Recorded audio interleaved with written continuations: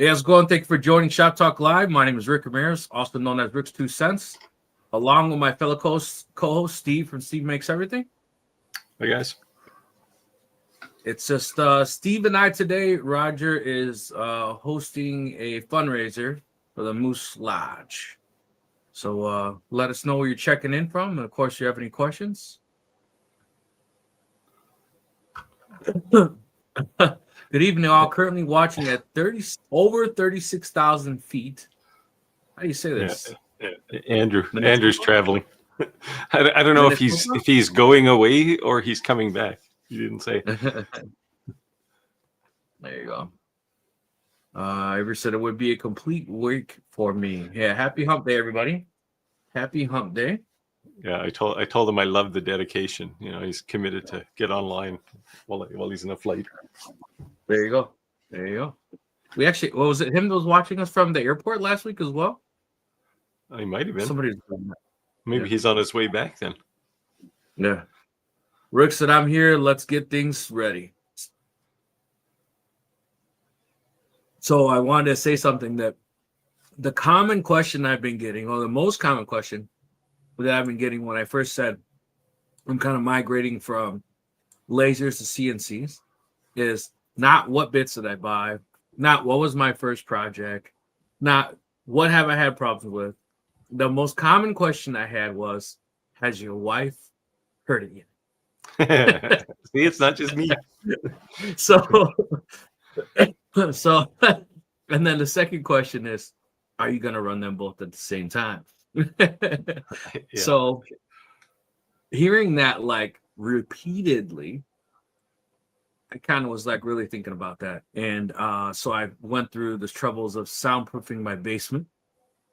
You'll see that as the first upgrade. So where the floor joists kind of like meet behind me, where they meet the foundation, I flushed it off with the foundation, and then only directly above the CNC, I put that pink foam over it, and then over the foam, top, like styrofoam. Yeah, I'm gonna grab a piece. Yeah, that's not really good soundproofing though. This stuff. Yeah, that's not fantastic. Well, it's going to be better than nothing. So if you go to like Home Depot or something, get Roxol, which they actually make acoustic panels. They're about an inch thick, and it's like fiberglass. And like I have them, well, not these ones in here, but in my workshop I have them. And you can just wrap cloth around them and turn them into like nice looking panels. Yeah, so what I'm going to do is I took some cedar fence pickets and I ripped them down to like make 3 out of 1, and I nailed that up to this board. Yeah, nailed this up to this board, and then I'm taking pegboard and sticking over the top of this, but there's going to be a little gap. So exactly what you're saying, Steve, if I wanted to put anything additional in between that gap, I could. Yeah, see, the problem with that stuff is it's a hard surface, right? So the sound reflects, and if it goes straight up, it's going to come straight down off the floor, and it'll basically become an oscillation chamber in your basement. So that might actually make the sound louder. We'll see, but and this is why Roxol is good, right? Because it absorbs the sound, like it just deadens it, right? So there's no echo, there's no anything, and it doesn't get through to the other side of it. Yeah, so I still could do that then. Yeah, like how we were talking. Yeah, it works best if you see. The reason I know this is because I built one of my sons is a music producer. And in my previous house, I had a really nice studio, and the tiles were suspended from the ceiling on short cables. Okay. So they're not touching the ceiling. There's about a 8-inch air gap between the tile and the ceiling, and that place was super quiet. I used to go in there and sleep when he wasn't working because it was like the quietest place in the house. Nice. So, question, everyone. Those who are using a CNC in their home, or maybe even their garage, What did you do to soundproof? And did it work? Oh, I thought you were going to say, if you have a CNC in your house, do you still have a spouse? That sounds about right? See, my wife made me move my workshop into a separate building. So did that cause that? No, not the CNC. It just, I mean, when we bought this house, it was actually there. It was just a big empty space, and I finished it off and turned it into I'll say a nicer garage, a nicer workshop than it was. It's still accumulating more stuff. Yeah. But I don't have a lot of soundproofing in there because I don't generally record in there anymore. Just not because it's acoustically bad. I mean, it is, but you could fix that. It's because it's dusty. Yeah. Although I finally hung up my air filter this week on the ceiling. See, the problem I have is my ceiling is 12 feet tall, right? Like I have 12-foot ceilings. So I had this 50-pound air filter, and I'm looking 12 feet off the ceiling, off the ground to figure out how to put it on 4 hooks. It involved my tractor and a bunch of chain, but I did it. There you go. So you dropped it way lower? No, I can't because my garage door is right there. So it has to go above the garage door, which is 11 feet, well, about 10 feet from the ceiling or from the ground. Okay. So I had about 2 feet there, 22 inches, I guess, is what I had. You know what? I obviously know that it works. It makes a drastic difference. But what I forget sometimes is what the filter is supposed to look like. When I put a new filter in it and it's like neon green, you're like, oh man. That's what it's look like. So mine has a slot in the front for just a regular, like a furnace filter as well. So that takes out the heavy stuff first. Okay. And all that's left is the micron size stuff. So which is called the second filter. Yeah, mine has the furnace style, and then like a bag. It almost looks like in the inside, like a white bag. Yeah. But yeah, definitely drastic difference, man. I have a heat pump in there, and the heat pump guy comes once a year to clean out all my heat pumps. I have 3 of them, and he gets to the one in my workshop, which is also 10 feet off the floor, and it's just like black paste that comes out of there. Like it's really dirty. And I mean, I blow it out every couple of weeks. I take a air compressor and blow it out, but it's still dirty. Yeah. Let's see. So we had some questions here. So Tony asked this question. I answered it in the chat here already, but Tony's asking if IR will engrave flat glass. IR really doesn't engrave any glass. To do good glass engraving, sadly, you need a different laser. You need a UV laser. Yes. Which are still fairly expensive at this point. I'm sure the price is going to come down because you're seeing it become a more common laser. So I mean, the cheap, well, I wouldn't say the cheapest one is the Omni 1 or Omni X, but it's one of the nicest ones. I actually have 2 UV lasers in my shop as of yesterday. I have a nice X. I'm upgrading the Omni X to 10 watt. I'm going to do a video on the upgrade. I'm waiting for them to send me a cable, but I also have the xTool F2 Ultra UV laser sitting there, which looks really pretty. Like it's a nice looking laser. How many watts are they? I can't really talk about anything yet. Oh, okay. All right. Just, I had to get permission to basically say I have one, let alone what it does. Fair enough. But yeah, it's a nice looking laser. It's basically the F2 Ultra that's orange instead of black or dark green or whatever the color of the front is. So we're still experiencing these YouTube displaying handles versus names. So I don't know what that is. Like, I mean, I didn't do anything to my channel to make that happen. Me neither. So I think it's just something with YouTube directly. It has nothing that we actually did. But Bosnian Trucker is Bosnian Trucker, but right. Well, the same thing, but because he made the names the same as mine. Mine's Rick's 2 Sensi regardless. Yeah, but Jim's is his @ handle.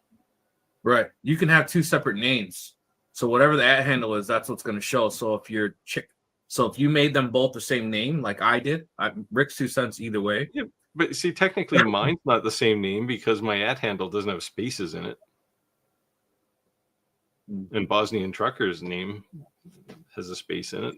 So it can't be the same as his at handle. Yeah, I have no idea. Well, but it seems to be people, like, I assume Bosnian Trucker is attached through your channel. Like Jim was most likely my channel. Radu said last week that he was on my channel. Yeah, hello from Chicago. Hello. Hey, Jim. I'm in Chicago as well as Roger. Biden Trucker said hello from Waterloo, Iowa. Oh, he must be home this week. There you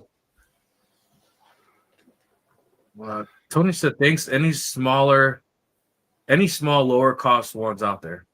Well, you can get a 20 watt UV, or well, no, you can't get a 5 watts, the smallest, and they all tend to be a couple $1,000s. Yeah, I don't anticipate a UV laser ever getting down to like sub $1,000. No, unless there's some drastic change in hardware, right? But sure. I mean, maybe somebody comes up with a new laser module or something, but right. But as of now, I think that's kind of like the ballpark figure. Yeah, well, I think because really there's like Coherent and JPT, I think, are the only ones who make them, so there's not a lot of competition. And yeah. Tim said, so you've not fixed the name issues yet. Nope, it's not. And it's got to be my channel, but I don't know what would cause that. Yeah, maybe it's a Canadian thing. Canadians are hating on Americans. Well, we're not, but although we did lose the World Series, which kind of sucked. But so we were bowling and the game was on. My wife didn't want to leave. She just wanted to watch it. I'm like, look, we're gonna pay like $50 because to keep bowling, so you can go home and watch this. It could be over by then. That's what she said. She wanted to watch it. So it says all the best marketing LLC. So I'm pretty sure this is ABT marketing. Yeah. If I remember correctly. So hello. Thanks for joining the live as usual. Radu said, hi all, Chris, Tim, and TTC. Yeah. Jim, in other words. Chris said, Rick, a real question. What are you doing with the green screen now that you have a real CNC? Well, we haven't established that. You could just have a really nice screen back there. I could put a CNC back here, and it would. No, I don't have those fancy monitors that Steve has. I wouldn't mind them, but I don't have them. They were actually pretty cheap. Like, they're just 3 televisions, right? Right. I got them on a Boxing Day sale or something, or a Christmas sale, whatever you call it. Looks cool. And maybe it was Black Friday, because we have Black Fridays here now for some reason. I'm not sure why, but yeah, they were. And I mean, after I bought them at Costco, and about a week after I bought them, they went on sale again, and they were another $100 off. So I got $300. I got $300 back after that. Nice. I'm horrible at that. I never do that, man. I should. Just like the Menards here, they give us 20% off. All you have to do is mail in the receipts. I never do it. Yeah. Well, Costco was easy too. All I had to do is, I ordered them online, so all I had to do was put my order number in there, and they went, "Okay, we'll take care of it." That's awesome. No survey or quiz or anything. It was just easy. Right. As it should be, right? Just unfortunately, it's just not normally that way. Tim says, ComMaker has the Omni one. Yeah. And that's 5. I think there is a 10-watt version of the Omni one as well. Somebody raised an interesting question. A guy I work with off and on down in Vegas asked an interesting question, because you can buy an Omni X without the case, without all the glass and overhead fans and things, at which point it looks a lot like an Omni 1. And he said, is that is that an equitable thing to do? Like, because it's quite a bit cheaper apparently. I don't know what the price is, but so as I did my upgrade to the 10 watt, I have it running without the case on it right now, and I kind of like it. See. Yeah, I kind of like it because you're not always opening and closing the door. Now you got to wear glasses everywhere, but. Clack said you can't hear mine anywhere in the house, but I thought you were. Yeah, he's in Clack, the he's on the opposite side of his driveway, right? It's not even attached to his house. Well, so is mine. I walk across my driveway to get to my shop, and it's insulated and soundproof anyway. So there's a lot of advantages to having your workshop in a separate building from your house. Sound is one of them, but if it's like an actual job for you, what it allows you to do is get away from work, right? So I don't know. I don't mind it separate. It's a bit nasty in January when I got to walk across the driveway and it's cold. Tim says, yes, Tony, and the Omni-One UV laser, I use it for all my glass awards. Yep. Yeah, and to the point that, like, this is not something that's new technology. It's just newer technologies readily available to be used in a small business type, because in the past, when those were done, they were highly industrial, very, very expensive lasers, right? You wouldn't have seen it in a small mom pop type environment. Yeah. My first job, actually, I worked in industrial UV lasers they all weighed about 700 pounds and had a beam about, but they were awesome. Chris said I have a separate shed for my CNC. See, that's what I didn't want. I don't want my wife to try to kick me out of the house. I do have 3 garages, but they're just loaded with stuff. We own a farm, so.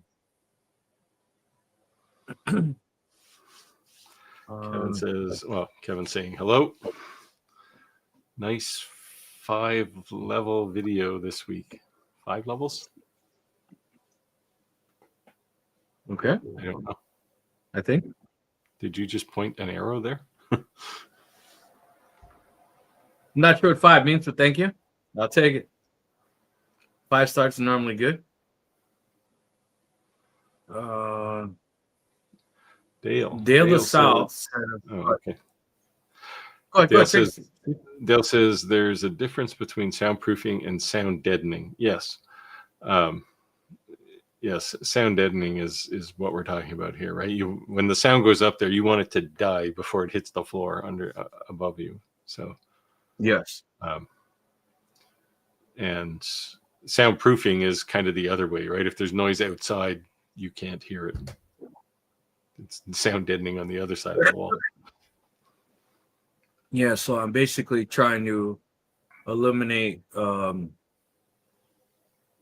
just absolutely nuts upstairs from hearing 2 CNCs run. Did you try it when your wife wasn't there? No, because I have actually I have the paneling laying right on top of my CNC. It was too long and too heavy for me to kind of like do this. So I need my daughter's help to lift it up, put two screws, and then I can, But I was debating on doing exactly what you said, Steve, in between. I almost want to turn my camera on and let you see if I can do this. Can you see it? Yeah. Come on, stop. There you go. See how those boards are there? Yeah. Yeah. See, the pink stuff is just going to reflect sound like crazy. Now it might make it quieter. Right, it might make it quieter upstairs, but it might not, because the sound will come back down and hit the floor, which I assume is concrete. And then it'll bounce again, right? So I'm thinking then in between those boards, the reason I put those boards up because I wanted to screw the pegboard to it. The only reason I'm putting the pegboard is just for aesthetics, right? I think it just looks nicer. That's the only purpose, right? If you get some of this rock salt and wrap it in cloth and suspend it from the ceiling, it looks nice. Well, I was thinking I could stick it behind the pegboard. No, I don't think you want that. You want to deaden the sound as soon as you want the sound deadening to be the first thing it hits. But doesn't that stuff like it's like foam, right? So it's just gonna get covered in dust. It's like fiberglass. See if you can find a link and want to send it to me to make sure I'm thinking of the same thing. I'll find you the Canadian Home Depot link. Oops. Yeah, right. This is your house like 50 feet away, Clack. Yeah. Mine's actually, so I had to put a piece of fiber optic cable in from my furnace, my utility room, which is right beside my driveway in my house, across the driveway to my workshop, and I needed a 100-foot piece of fiber optic cable. So I didn't think it was that far because it's really like my driveway at that point is probably like 3 cars wide, and then there's a flower bed on one side, but it is underground, so maybe it's 50 feet underground. I don't know. But it took Bill said, Steve comments are right on. I built some of those panels for a church. They worked awesome. Yep. Okay. They're in like. Well, here, let me see if I can find. I'll go to. So let us know, guys. How did you soundproof? I'm obviously not the only person who can't have a CNC in their house. Like, I understand that a separate workshop is ideal. That's not always practical, at least not starting off. Your life depends on it, man. I know, man. No. At some point, I'm going to have to own up to it. So this Sunday, I'm turning 46. And Saturday, my wife's turning 45. So, yeah. Robert said, good evening, everyone. Cheers. Hello, hello.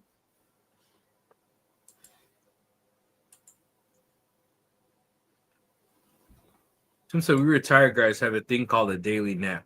I think we had talked about this a few weeks back because my wife said that I should go to the doctor and get checked because after work I was taking a nap, and that's something's wrong with me, and I'm used to work 100 hours a week, and I'm like, that's not normal. I told my doctor that I was tired all the time, and she said, well, go have a sleep study. And it's like, well, I wake up at like 5 in the morning and I go to bed at 11, so that's not a lot of time to sleep. Right. Yeah, I go to bed about midnight, 12:30, and I'm up by 4:30, 5:30 the latest. 5:30 the latest. So says Steve, did you update your U5 to a 10 watt? Yes. It's 4 screws, literally, and a couple of plugs. Minus one cable that I still need for autofocus. But. So what are you actually upgrading to? So the entire in an Omni X, the entire laser is the laser module sitting on the tower, right? The bottom inside the box on the table, like your work area, it's almost empty. There's a power supply and a tiny little JPT controller, and that's it. And a stepper motor driver, I think, is in there. And other than that, it's everything else is done in the box up on the tower.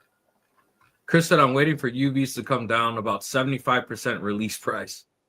My wife needs something done that needs UV. Which comes first? I would say that if your wife just needs an item done, amongst our group, there's definitely a few people that have them. I just have it made versus spending $8,000 for one thing for your wife. I'm not saying it's not something to save up for, but if you want something made right away, I'm sure someone from the group would help you out. Here, let me paste this one. This isn't the stuff I was thinking of, but this may be actually better. All right, let's see it, Steve. Somewhere down in the link there. I stuck the link down at the bottom of the chat. Oh, okay. You put it in the chat? Yeah. This stuff is actually stuff they put on the outside of construction when they're making it, but it's silver board? But it's rigid, right? Let me see. Hold on. But that's not what I was thinking of. The stuff I was thinking of is probably the same stuff without all that aluminum foil on the outside of it. Let me find it. Do you still have it open? I did seconds ago. Here, let me see if I can get it back. I was gonna say share your screen. All right. Let me close off all the porn here. Share screen. This window. So this is stuff they normally put on the outside of the building, but it's the same stuff. Now, what I would worry about with this is that foil might be a bit reflective because it's designed to be on the outside. So the other stuff that I was thinking that's the stuff I have right there, that pink stuff. Yeah, this isn't good for soundproofing though. Let me see. So the other stuff I was thinking of is this, but this is the 3-inch bats, not the board. So this is like fiberglass, except it's not fiberglass. It's made out of like, I don't know, metal tailings from like steel mills and stuff. And it works really well, but they do make it in like a 1-inch rigid board.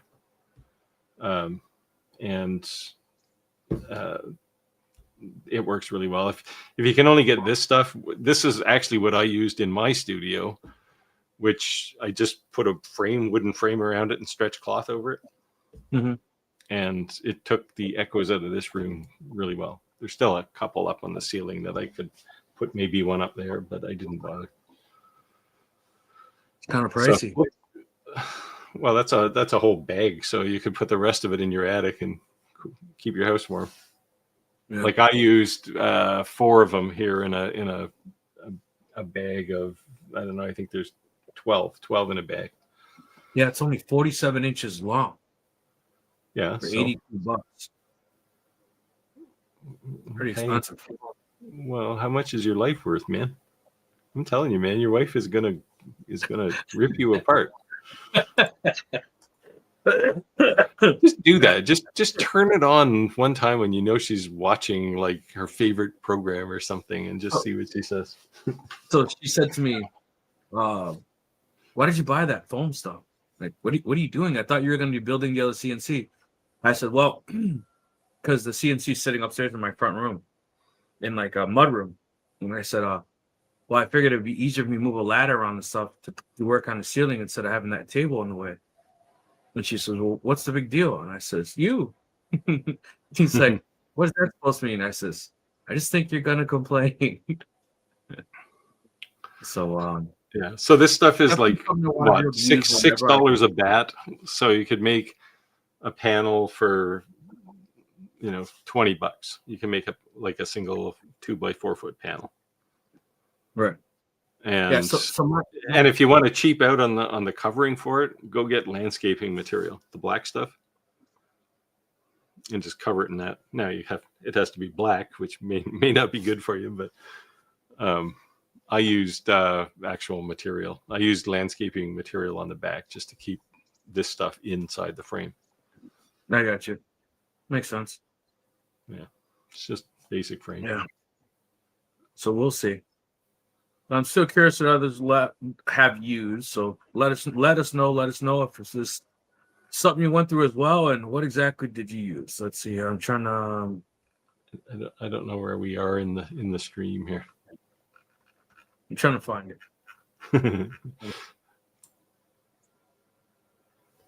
I think this is where we were at. So it said "Bam." You want to take this one, Steve? I guess I have to do the 3D printing stuff tonight. So Roy says bamboo P1S or wait for the P2S to drop. Hasn't the P2S dropped already? I personally would lean to the P2S only because I have an H2D, which has very similar parts. As far as I can tell, this printer, the P2S, is the same as the H2S, but has a smaller footprint, a smaller workspace. Same extruder, same everything. So what's different? The P1S, I think, is now obsolete, right? It's just a newer version. Yeah, this is the thing that supersedes it.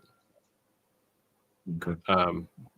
I was talking to a buddy of mine today, and I said if I was buying a second 3D printer today, I would buy another bamboo printer. I thought you were going to say Creality because Roger was no. Although he has a Creality, and I was comparing things. I printed the same thing that he was printing, and just to compare, I did this today, and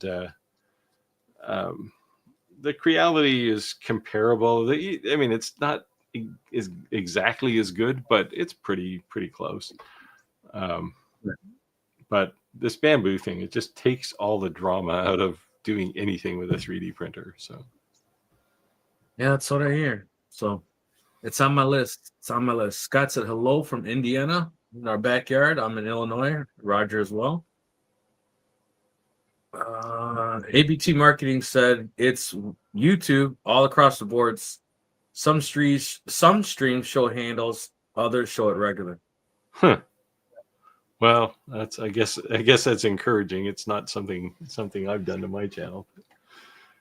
Oh, well, that's good. Yeah, so Phil said I'm on yours, Steve. Oh, yeah. Well, yeah. So everybody who's on my channel seems to have these at names. The thing with YouTube, because it's a web service, it like I could be running a different version of the YouTube application in my browser than somebody else is, right? Because they do this, they test things with groups of people, and yeah, YouTube, if you're listening, get rid of the at names and put people's names back on there. You know, I have a meeting with them on Thursday at 6 a.m., so I'll say something. Biden said, no, I'm not. Kansas City, going home. Nice one. Oh, he's the other direction. Showing different than on Rogers. So, sorry. So maybe it's just here, Steve. It's so mine's is the normal one, I guess. Yeah, I don't know. Maybe it's because you're the admin or something on StreamYard. Weird. No idea. Radu said, I heard the at name thing is the software used for broadcasting. I forgot the name right. We use StreamYard. StreamYard, probably. Well, yeah, I just think if StreamYard, I wonder if he has this problem. I just think if it was StreamYard, then it would be everyone's name. So since it's not everyone's name, you would think so. But StreamYard has to get those names from YouTube, right? And if it says give me the name, that might be what it's getting back. So yeah, I'm hearing people say it's a StreamYard setting. Maybe I'll dig into that and see after the live and see if I can come up with anything. I'll just shoot StreamYard a message maybe. Yeah, that's probably the easiest way. Yeah. There's nothing obvious in the settings. Yeah, Radu said StreamYard. Yeah, that was it, Chris. Yeah, so we'll see. I'll check it out. I'll look into it. Tim said watching YouTube videos on why the handles are showing instead of real names. Right? Too funny. Yeah. Tim says this explains why. Oh, this explains why, and it's a new thing YouTube is doing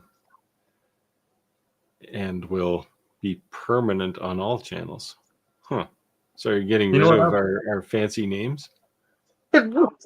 You know what else I realized is that someone asked me why I no longer list my email on the YouTube channel. And they had to go to one of my videos to list my email. Excuse me. I said, what are you talking about? So I actually went to yours, Steve, and then I went to Rogers, and I noticed yours doesn't show it either. So it wasn't my. Hold on, I pulled my nose. Let's get back.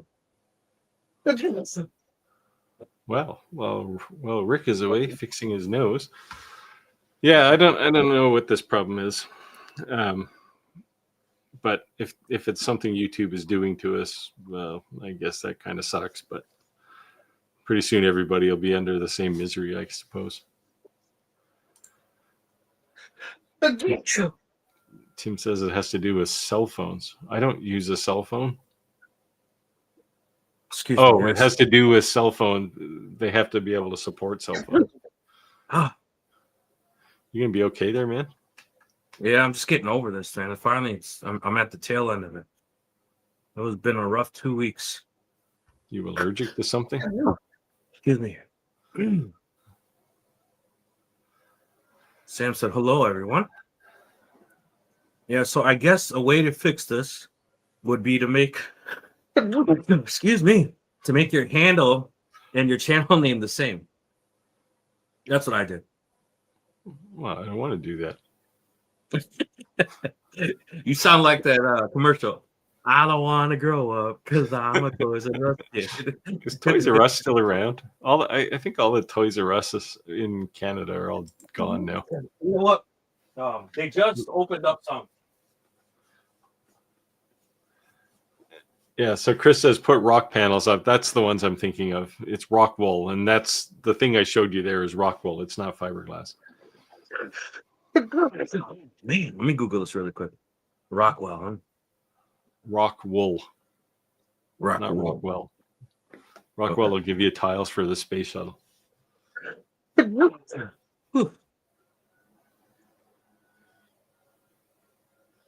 right. Yeah. Okay. Is 90 feet from his house. Yeah, it is. It's basically that stuff you showed me, Steve. Yes. But they do make it in a hard, like they take that 3-inch piece and they compress it down into 1 inch, and it's like a hard board. Hey, hold on. I'm looking on their website. Chris says his daily nap is called Pop Stop. Yeah, I need one of those. 1 second. I don't actually set out to have a nap. I just start reading the news or something on my iPad, and within 10 minutes, it's hitting me in the face. Tim says, can they do the same for the Omni 1? Take it from 5 to 10. I don't know. There is a 10-watt Omni 1, but I think it's pretty much a different laser than the 5-watt.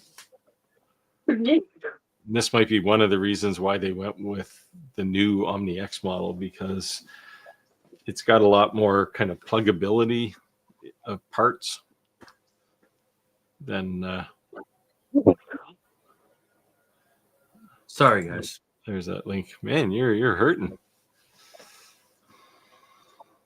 Yeah. Chris is like, no, that'll be my excuse to get the UV sooner. Well, happy wife, happy life. If that's what she wants. My wife wants nothing to do with lasers. I'm trying to convince her to quit her job and become my ops manager, but she still wants to go to work. She doesn't like you that much. No, I don't know what she'd do if she had to spend 24 hours a day with me. She's not ready to join the Steve fan club yet. Well, she says she is. I mean, she's younger than I am, so she's got 3 or 4 more years to complain before she does what I did, which is just say, sorry, I'm not going to work today or ever. No, that's what happens when you marry a 19-year-old, Steve. 19? Yeah. Did you say? Yeah, I said 19. No, I couldn't keep up with a 19-year-old. Jeez. No, she's 3 years younger than I am, though. Okay. Santa's Legs Engraving said, this time change for some reason this year has me waking up at 4, and the old 5 I can't seem to break it. So so sleep has always been an issue for me, and this isn't an endorsement because I got these things, these Soundcore A30 earbuds. Paid cash money for them, but it was worth every penny. And plug them in at night. And to go to sleep? Yeah, and you can play. Well, my favorite is kind of rainy night, but you can play all kinds of different variations of sounds. And it's also got noise canceling built into them, and they're really small and really light. Like you can sleep. I'm a side sleeper, so you can sleep on your side without it punching through your eardrum, like some of them do. I might have to get that just because my wife snores so loud. Good Lord. Yeah, don't say that on a public forum. You'll notice I didn't say that. She doesn't watch our lives, so Yeah, but friends might. So it didn't actually make me sleep longer, but I sleep sounder. And there's a whole bunch of analytics on it. It's not super reliable, but it will tell you when you're in deep sleep versus light sleep. And that's cool. I like them. Might be something we're checking out. It was a desperate move. It was like, oh, I see these things, and it's like, oh, I'm going to spend some money. Radu said, have either of you talked to reps about getting the longer UV? I can't talk about it. So, yes. Well, we didn't. They came to all of us individually. Yeah. So I will do some kind of a heater type video for that printer soon. They're going to send me some stuff to look at. So Jenny told me yesterday that she's making something each individually for us. Yes. Yeah, I asked her to make something. Right. Like a bunch of B-roll, right? Right, but unique to you, unique to me, unique to Roger. Yes. It's not a generic one that everyone's going to be sharing. Yeah. Yeah, I asked her to do that. Okay. And to get back to Rado's question here, they're still in alpha mode. They've got a very limited number of these printers. They're using most of them for development. But as soon as they get into some kind of a stable beta state, I think they're going to send them out to a bunch of people.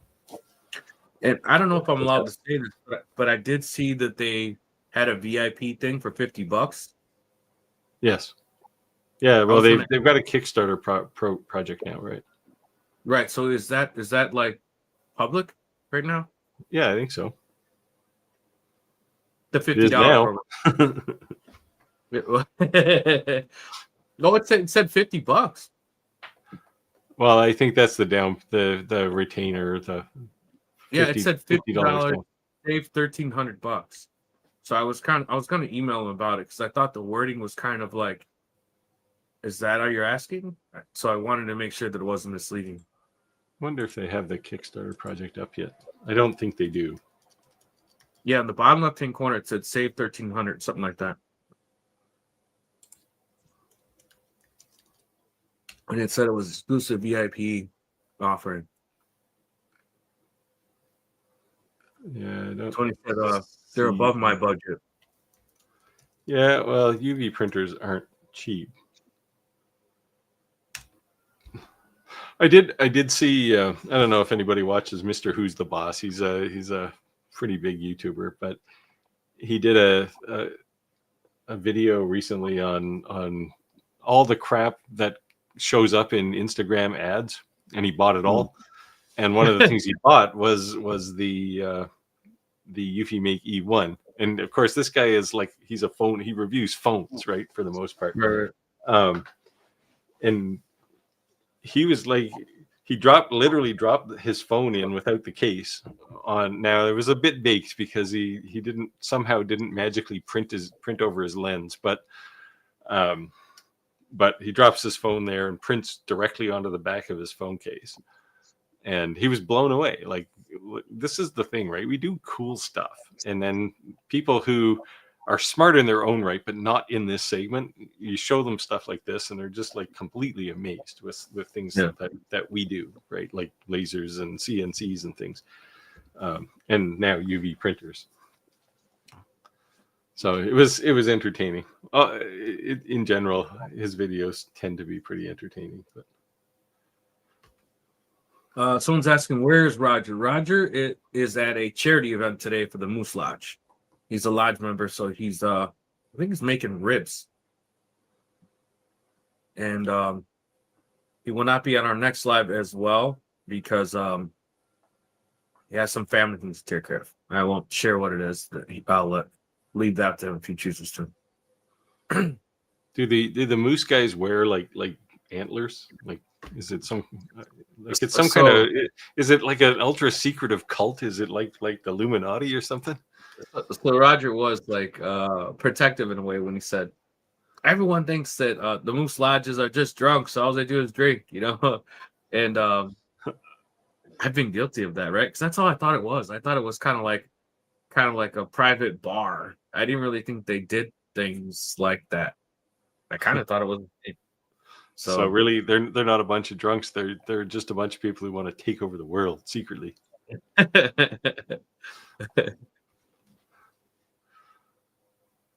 Tim said, I might be moving for an Omni 1, new Omni 1X or the xTool one, but it's released. I'm in CAD, but I'm sure it'll come with a good price. Well, if you're in my neighborhood in the next little while, Tim, you can come and look at both of these, the new xTool and the Omni one. I mean, I can't specifically show you the xTool one, but if you happen to wander in and it's on my workbench, you might see it. Hello from Utah. Hello. Thank you for dropping in. Let us know if you have any questions.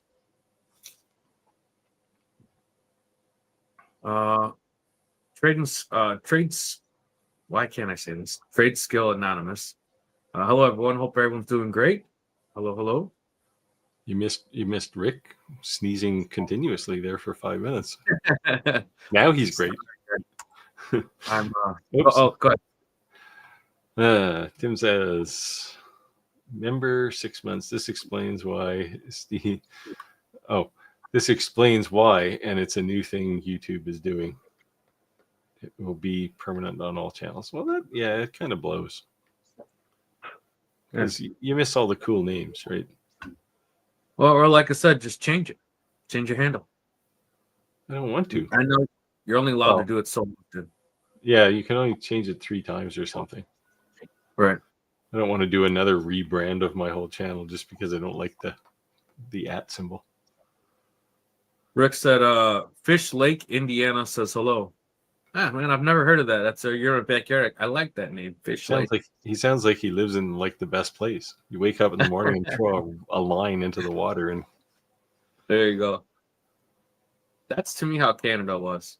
Well, I do confess that I can walk to the nearest lake from my house. It's about 5 minutes, maybe 10-minute walk. No, I said as a fisherman, it wasn't very hard to catch fish in Canada. It was like, I remember as a kid, I would literally shine hooks with wax and put nothing on it and catch fish.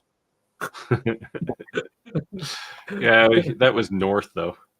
Yeah, actually, the lake I live close to, it doesn't really have much fish in it because it's brackish, because it actually goes out to the ocean. Oh, okay. High tide pushes it back in, right? So, you want to take all channels. We just read that one. Oh, okay. I'm sorry. Tim. Well, actually, Tim sent it again. He wants to make sure.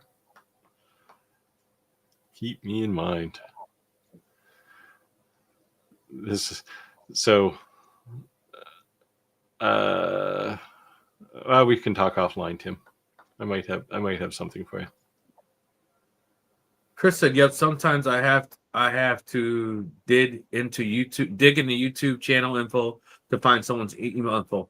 You used to be able to just go under more info, and right where all your links were, there was an option that says email, but it made you do this like authentication thing to make sure you weren't a bot. Yeah. The whole email thing is gone. It doesn't always do that. Like, I think I have mine turned off. I don't care who sends me email. No, so right now on your channel, Steve, it doesn't show your email at all. It's not even an option. It's in my I put it in my descriptions. Right, but it used to be under more when it listed all your stuff under your description on your channel. It's gone. Wow. I only know because I looked. Stalking. When someone asked me how come I took my email off, and I said, I didn't do that. Let me see. So yeah, it's not. Oh yeah, I can click and view the email address. Yeah. It's there. There's a button there. Yeah. That says click here to view it. So. Learning something more and more about YouTube all the time. Yeah, changing settings. Redu said, yeah, they can't be the same it wouldn't let me remove the @ in the handle. No, you can't do that. Because it's used in the URL for if you have a published channel. Yes. Like you can go to, for mine, I guess yours is probably the same, Rick. You can go to youtube.com/@SteveMakesEverything and it'll take you there. Yeah. Instead of that cryptic hashtag that or hash code that they use when you create a channel. I'm sneezing from all that CNC dust. And I've just this last 2 weeks I've been kind of sick. Last 2 weeks, Steve and Roger been doing all the reading because my voice sounded like a frog. It hurt when I talk. So, but it's got sniffles a little still. Rick says he watched my latest 5 steps video. Yeah, I just had a few people say, like, where do I start and what's next, and so I kind of boiled it down into kind of 5 phases. Now it doesn't. What I should have said in that video is this isn't necessarily a ladder. Like, you don't always have to climb to the next step, because a lot of people are just happy to have a hobby, right? And you don't have to go all the way to having a running business, or much less a brand of some sort where you can mention the name and people know who you are. But they're all there anyway. Tim says, I tried the 24-hour with the wife thing during the first month of COVID. Oh, this is spending 24 hours with your spouse. Felt like being let out. This is another thing you shouldn't say on an open channel. Felt like being let out of prison when it was over. See, my wife works from home anyway, so and I did too when I was working. I worked from home, but we see each other in the morning, have a coffee, and then it's 5 o'clock the next time I see her, sometimes at lunchtime. Chris said, I told my boss I was taking a few days off. He asked how many. I told him 265 once a year. Oops, 365. Yeah, my boss told me he wanted me to go to North Carolina, and I said, nah, I don't think so. I'm going to quit. He thought that was a little extreme just because he asked me to go to North Carolina. But so the last 3 years, my boss, they keep saying he's retired, and they keep telling me I'm going to get a job. And I'm doing his job because he's supposed to be training me to do his job. And all the last 2 years I've been doing his job. I'm like, why would he leave? I'm doing his complete job. Yeah, he's still getting paid. Yeah, exactly. So it was like a phase out phase because he was retiring. He's like, oh, he's at 30, 50, 80. And the whole time I was doing his job. For the last 3 years, I've been doing my job, boss. And he kicks his feet up on his desk and does nothing. It's just kind of sad. Tim said, Rick, do what I did. Get a den with the bed. Get a studio with a sofa. It's functional. Yeah, you go. I can actually play like some ocean video on the back there and listen to soothing waves. Good evening, guys. Checking in a little late tonight. Better late than never. Late never. Thanks for stopping in. Oh, here's Andrew. Oh, he's landing in Toronto, so he's heading back this direction. Okay. Nice. Tim says, great, another UV printer Kickstarter. You'll see it next summer. Yeah, I think the E1 experience was maybe a little bitter. Normally Kickstarters don't drag on that long, but the other thing that we were saying is that initially, and you guys can not like what I'm going to say, but initially to me, this Kickstarter was really like Kickstarter companies, right? Like companies you never heard of. And now it's just like Kickstarter something, not company. So like if xTool has a Kickstarter, they have deep pockets. They don't really need you, but at the end of the day, if it works, why wouldn't they? Well, some of it, I mean, I can see some justification for it, right? It's kind of free marketing because you come up with an idea and you get to seed it out to the market and see, kind of gauge how popular it's going to be, right? Like I think honestly, Eufy setting a new Kickstarter investment record shocked them, right? Because their Kickstarter was for $600,000 and they made 250 million or some stupid thing. Like it was just some crazy amount of money, right? Right. When you see that happen, you better be ramping up production, right? Yeah. So they do get something out of it. But yeah, when you look at someone like xTool, that's got what 38% of the market, and then they do a Kickstarter, it's like, do you really need to do that? Right. But so I would assume they're doing it just for marketing, just to kind of get that feel. Chris said it's a $50 deposit on your deposit. You know what, Chris? I was not 100% sure on the verbiage, and I thought it could be a little misleading if you're reading it. So I'm going to verify, and then also ask, am I allowed to share that? And if that is the case, I'll share it in our Facebook group. So if you're not already a member of our Facebook group, make sure that you do join. Our Facebook group is shoptalklive.club. This is not a website. It's just an automatic URL forward to our Facebook group. This Facebook group is not my Facebook group. It's not Steve's or Roger's, Shop Talk Live's. And the reason that I'm saying that is because if you are a YouTuber, an influencer, a seller, you're not stepping on any one of our toes, sharing any of your projects or things you sell. This is collectively for the group, so we highly encourage you to do so. Now, if you want to Steve's Facebook page and you're selling the same thing he does and you're posting, that's maybe a little different. But if you did, it would probably take me a month to notice anyway, because I'm such a bad social media person. Yeah, so post away. We get blown away all the time on some of the things that people share. It's pretty cool. Yeah, there's some nice projects on there. You're at the moose ribs comment. Okay. Yes, moose rib. He is making ribs and some jalapeno special rub sauce. You sure you said jalapeno right? Yeah. I sound a little nasally, but yeah. You don't say jalapeno? No. Chris said most of the types of places where drunks do stuff for charities. See, and I'm telling you, Roger was very clear, and he says that's kind of a bad reputation that they had gotten. He wanted to steer clear of that and say that's not necessarily the case. But being honest, that's what I just thought it was like, kind of like that's what I always thought it was. But yeah, they'll say a couple bad apples can make people think certain ways. So Fish Lake, we were talking about Fish Lake. Rick says there's 2 lakes just south of LaPorte, Indiana. I did a lot of boring in LaPorte, Indiana. Chris said I can walk over here putting up poles or something. No, boring, horizontal directional drilling. Oh. Yep. So Chris said I can walk to the nearest lake, might take me 20 or 30 days.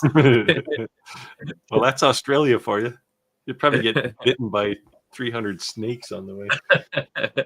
I saw a map today on I think it was Instagram, and it was just a map of Australia with ocean around it, and it was a chart, and the green was things places where things will try to kill you on land, and the blue is things things that'll try to kill you in the water, and the black line, the drawing, like the outline of Australia, was both. It just seems like kind of like they still have like prehistoric type, crazy, overly large animals. You gotta wonder what happened. Like, how come Australia seems to have the bulk of all the deadly things? Like here, nothing kills you here. Like bear, maybe, if you ran into one, but yeah.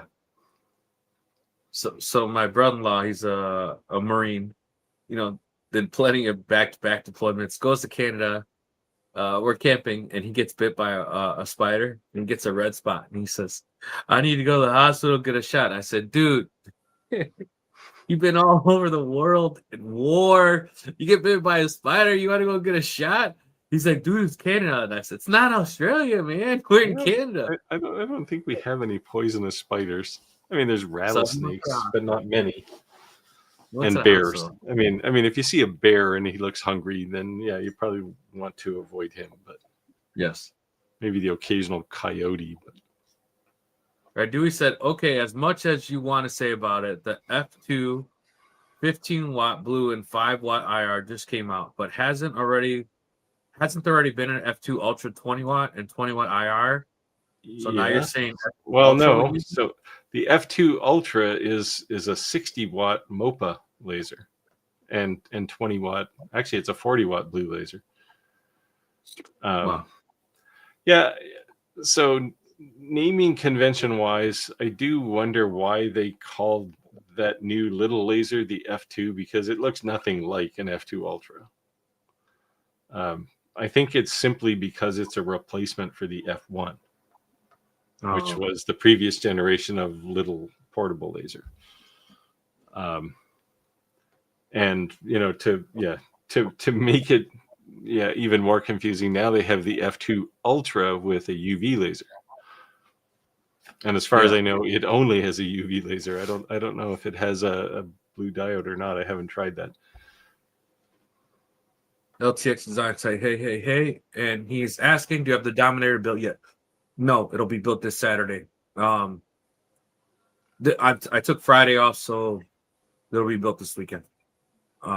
But if you missed earlier in the live, I said to Steve, the number one question that everyone asked me was, has your wife heard it yet? Not, have you broken a bit yet? Not, what was your first project? Not, did you do flatten your spoil board? Not, what software are you using? Everyone asked me, did your wife? It's like, how much noise does it make? Right. And then last week on the live, when I finally said I got it, I wasn't prepared to build it because they said it was going to show up for like the following week. And I got it in 2 days. So I was waiting on the table, and then they kind of arrived at the same time. So I thought I'd have the table built, and then a week later the CNC would show up, and they kind of showed up like right at the same exact time.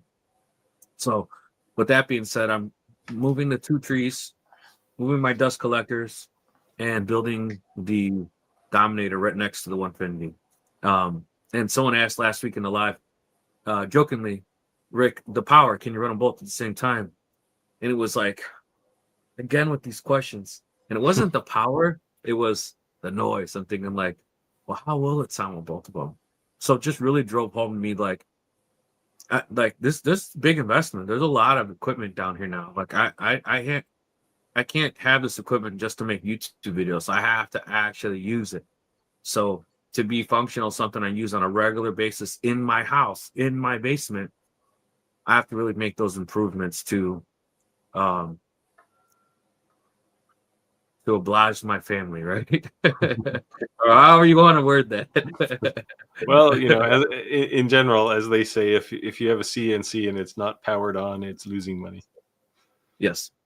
So there you go. So that was a long-winded answer, but that was it. Right? It said, nope, I just looked and both your emails are under more info. Okay, well, maybe it's back. Yeah, you do have to click the button, though. Maybe it's back. It wasn't even the button on my own channel.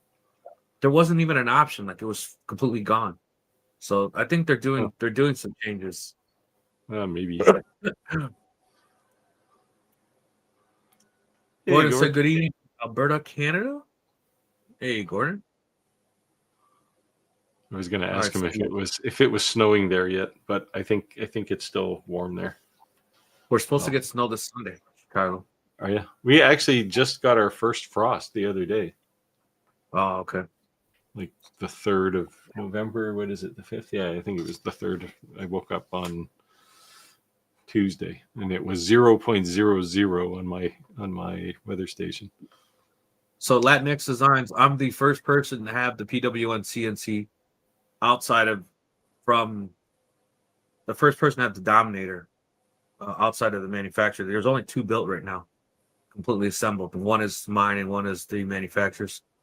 Matter of fact, as we talked last week, and we were talking about being early on receiving something. There's no manuals or anything yet with mine. So when I'm at that point, I want to have everything kind of laid out, so I'm not just asking dumb questions. I want to have things out, but like, how do I do this? How do I do that? There'll probably be some video helping.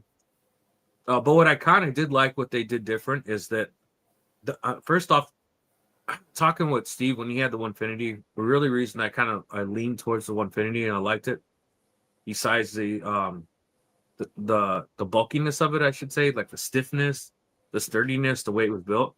I like the whole Masso controller thing, and I understand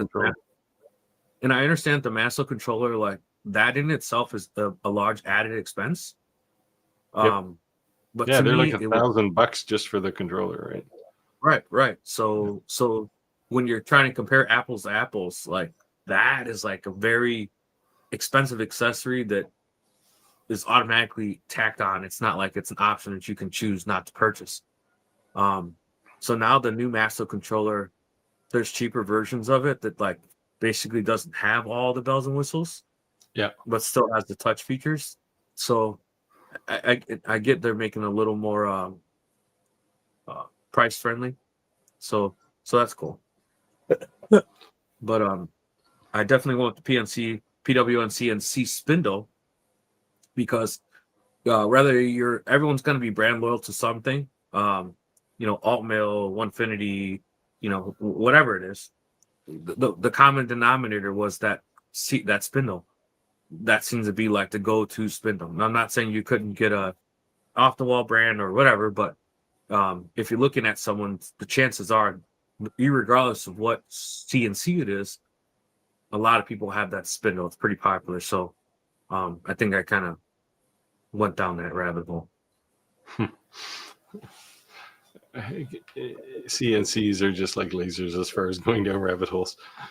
Yes. Chris said, Steve, I saw Ryan. What? Chris says, I saw Ryan from Valley Forge did a comparison video between his journey through getting a laser engraving business going and what I did in my five stages video. I watched it. It was interesting to see a different perspective. Like for him, stage 1, which was the hobby stage, I said it was probably like 2 hours for you, right? Whereas a lot of people just get there and that's where they stop. And the other question he asked, which I thought was constructive, was he asked, is anybody at stage 5 where you're actually a brand, right? And the answer there is probably 90% of people, even if they have a booming business, don't ever get to the point where they say, oh, I'm a brand, right? Where you got like the t-shirt and everybody knows who you are by that name, right? So, right. It's it was interesting to see how his journey was a little different than certainly the one I took. That's a good comment, Steve. My wife had asked me, I make a lot of wood stuff. And she said, how come you don't put your name on it?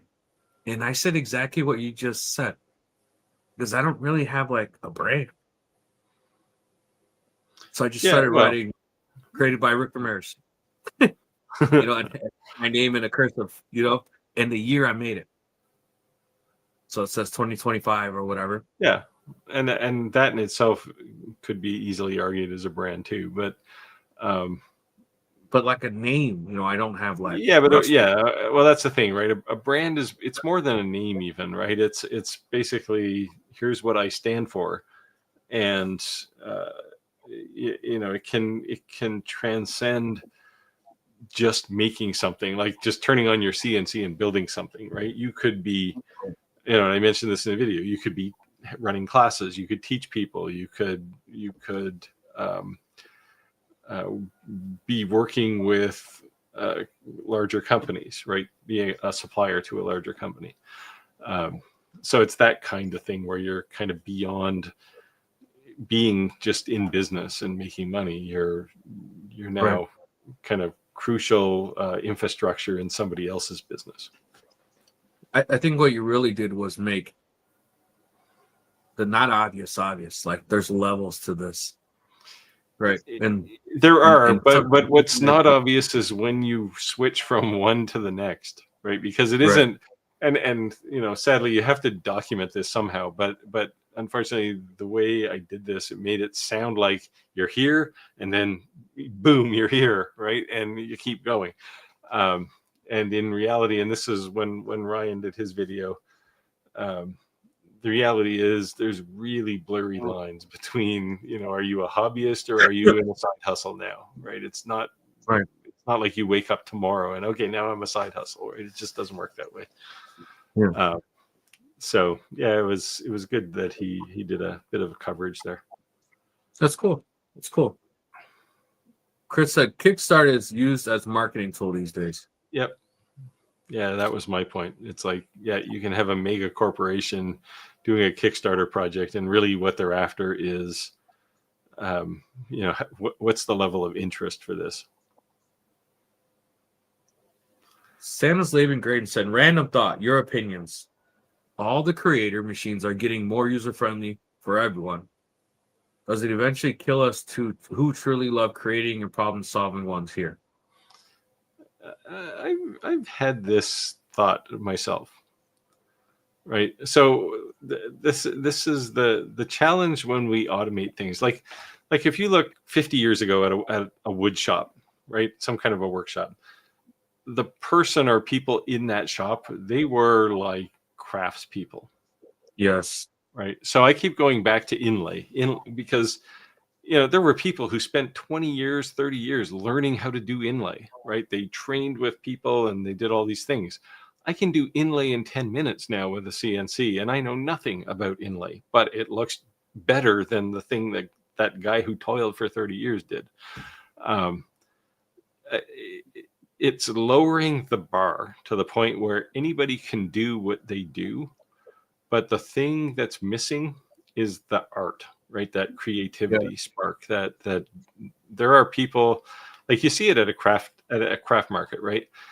You see a whole bunch of people who make coasters, and then you see people who make coasters, right? Like you walk up and they're just like coasters you've never seen before, right? Right. And the difference is they have the same equipment. The difference is one of them has an artistic kind of bent, that like they have a gene for artism that most people don't have. And I mean, it's something I don't have. Like, sadly, you know, I need a ruler to draw a straight line, right? And I can use Fusion, I can use all these design tools, and I can do those things, but there's that heart isn't in it. And that's the thing that you can never solve with a tool. So Steve, early on when I was doing the laser engraving, there's this guy who befriended me on Facebook. He's from Poland. I would say he's a master craftsman, like old school with a chisel, master craftsman, right? Then later, from scratch, built his own CNC. So from the technology aspect, he still has the craftsmanship behind it to be, I would say, still deemed like an official woodworker, right? Yeah. And when I was doing some of these engravings and deep engravings, in these memorial planterns I was using, he was kind of making fun of me, you know, poking the beehive, so to speak. And a couple people said, like, why don't you block him? And I said, you know what? I would if he wasn't badass. If I can look at someone's work and they can, I have thick skin, right? Like, you can give me a hard time. I'm not going to be a wuss about it or block you and cry. Now, if you're just being a straight jerk, that's one thing. But if you're going to give me a hard time or you're really trying to just push me to the next level, let's go, man. Yeah. Well, you know, it's just like, I mean, I've had people like this too, right? And you know, I showed you the puzzle piece cutting board I made. Right. That was because somebody who did well, at that point it's intarsia or something. It's not inlay, but you're basically taking two different pieces of wood and you're putting them together. And got into a bit of a heated discussion, and it was like, these people who they're on the elite side of artistics, right? And they go, well, what you do isn't really, isn't really craftsmanship. So I made this puzzle piece, and I showed them, and I said, fine, make one of these, right? You're a master craftsman, and it's virtually impossible to make that by hand, like, just because it's precise to within like fractions of a millimeter, right? Right. So at that point, it isn't still art. Like, I still don't consider it art, but it's an indication that the machine enables you to do something that, no matter how good you are or how long you've been doing something by hand, you can't do it. Right. Like lasers is the same way, right? Like, if you want to engrave a design into a piece of wood, it's trivial with a laser, right? Think about a guy who carved that by hand. Right. I can understand why those people would be frustrated when, Bucky Joe buys $100 laser and he makes the same thing, and and then sells it for $5. Meanwhile, this guy's spent 100 hours carving something by hand. Yeah. And I can understand that frustration. But the reality is, if I was buying one, I'd probably buy the one that he spent 100 hours on, because the thing is going to be a piece of art. Yeah. The problem is that most customers wouldn't appreciate that. They just want the end result. Yeah. And again, there are people who are artists, and a laser's just another paintbrush for them, right? And they make stuff with lasers that I could only dream of making. Yeah. So, man, I can't believe I can't remember the name. Who was it that was making those canvases? Do you remember the name? Paul Owen. Yes. I mean, you want to talk about someone who takes, I want to say that's like modern art, right? Yes. Because he's doing it with like an old xTool D1, like a 10-watt laser. Like, it's not even a new laser, but I couldn't make what he's making. Right. I'll be right back 1 second. Geez, we feel so alone. All right, then we go to the next question here. Oh, wait, we missed that one. Tim says, I have the biggest lake in North America, 200 feet from my street.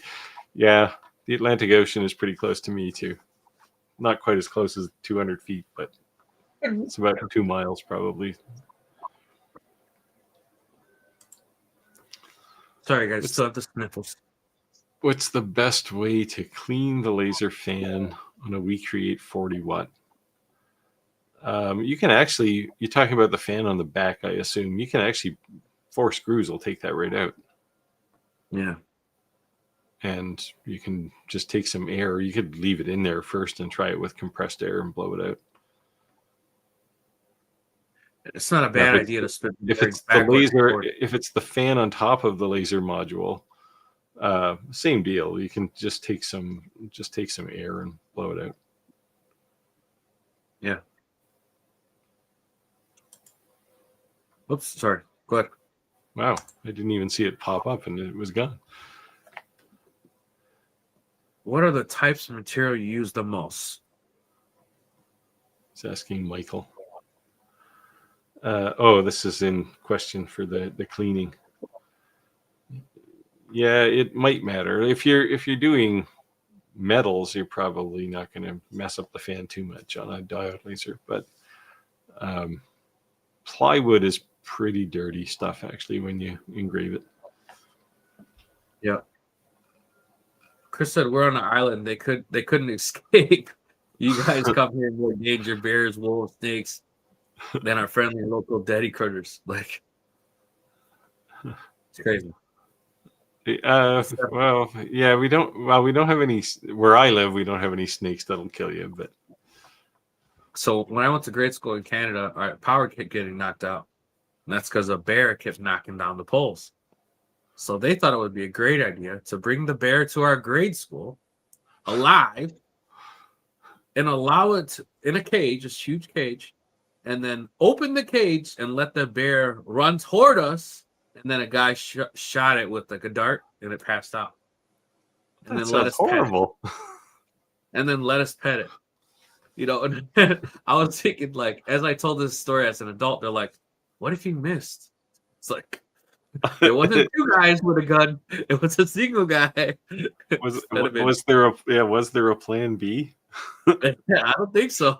I don't think that was well thought out. Bunch of grade school kids with a live bear, an angry live bear, to top it off. Yeah. Yeah, most bears are pretty timid, so you don't see them too often. But we have had them on our street, actually. Yeah, but I'm sure he was angry because they had him in a cage driving 70 miles an hour to our school, right? Yeah, they can definitely. Bears can run much faster than people think. Yes. I chased one. I was driving my father's truck one time, and I chased one down a gravel road in the middle of nowhere. He was on the road, and I chased him, and he was doing about 30 miles an hour. And when we got to the corner, he kept going straight. Yeah, they can move. Tim said, "Can you remove the fan?" Yeah. Yeah, the one on the back you can. If it's the laser module one, I think it would be a little more prohibitive to remove it. But yeah, Chris says I think the 2 in F2 is the second generation. Yeah, I think that's probably the case, given that there's now a P3, which is the third generation of that laser. So the 2 screws on the top, but the plate does not come off. Yeah, so he's talking about the one in the laser module. Yeah, just pump some air into it. Yeah. If you got like spray air that photographers use to clean lenses, lens cleaning, that's fine. Or relatively low pressure compressed air from a compressor. Yeah, it'd be cheaper with obviously a compressor, but yeah. Tim said if you're using soft, go ahead. No. Go ahead. Okay. Well, Tim said if you're using softwood, the fan blades will be sticky. Yeah, that's the plywood problem too, right? So alcohol is needed. It's best if you check with their website to see if you can remove the fan to clean it better. Or just use a cotton swab. The cedar fence pickets, man. Because it's basically like a pine tree, right? So there's a lot of gum in it. Yeah, so I use a lot of alcohol, clean everything up. Yeah. Cedar would be pretty smoky too, I bet. I don't cut cedar.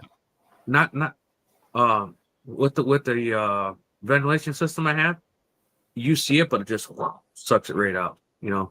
Yeah. So. Yeah, but a little bit of it will be sticking on the fan blades. Right? Well, you know, my wife did say, she says, one of these days someone's going to call the cops. And I'm like, what are you talking about? She said, it looks like her house is on fire because on the outside of my house, it's a dryer vent. Yeah. And that's what I have. Yeah. I'm like, well, we had like a major drought here this summer. So you weren't allowed to light a match, right? Like it's just, and you know, I was doing some project for somebody and it was quite smoky. And I went out behind my workshop and looked at the fan and, you know, there's like a stream of smoke coming out of the thing. And I thought, man, somebody's going to call the cops on me.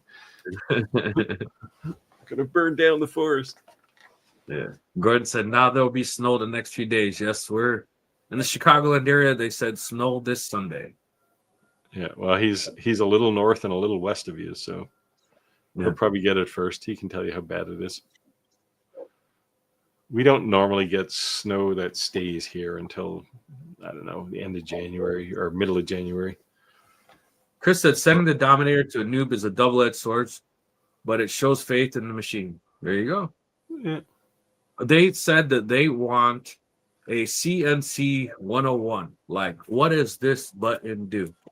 So they wanted at that level so that an entry-level person with a CNC could literally show I have the ability, or I'm going to have the ability to operate and use this machine in a functional environment, in a business environment to create an income or, you know, advanced hobbyist, not someone who's been CNCing the last 25 years and can run through it backward and forward. That's not showing someone who's looking to get in CNC that it's any less intimidating or possible to achieve. So I think that's their approach. So I think that's good. And exactly what you did say though, that and more extremely someone who's influenced with CNCs or experienced CNCs, they could kind of jump through the hoops of some of the flaws, and someone who's bumping their head against the wall as they're learning these mistakes, those could be kind of exposed. So that just means that they have good faith in their own product. But what I will say, the competitive advantage is that I keep saying that no matter what CNC you see someone have, the chances are high that you'd see their spindle, right? So in order to have their spindle work well with all these different CNCs, they've purchased them. Yeah. They've purchased every one CNC to disassemble it, assemble it, and pair their spindles with it. And they're big in what Massel as well. So they have a lot invested in. So having had in their hands every competitor CNC and have it physically built in their shops, they know the pros and cons, the flaws of everyone's CNC, so they can improve upon it. So that's a good advantage that I think a lot of CNC manufacturers may not ever go down that road because they don't care to. Like, they're in their own lane, right? This is what I'm going to do, and this is what I'm going to build, and they may not directly care what someone's doing, but that was not their original market, so that's why they went down that road. They're adapting to somebody else's product, right? Well, yeah, I mean, you kind of get to cheat on your competitors, right? Yeah.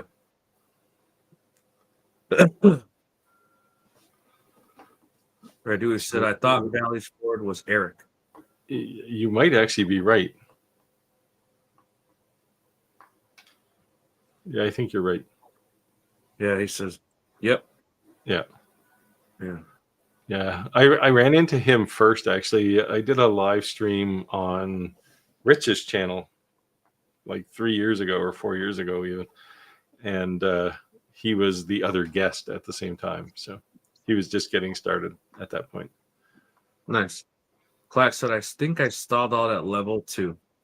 Clack's a side hustler. Yeah, but now you're retired. So now this is your only job. So now you're a business guy.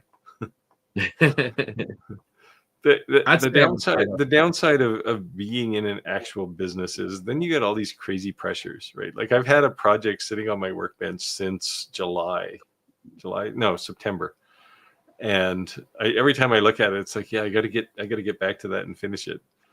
And it's like, I'm surprised the guy hasn't been calling me, screaming at me.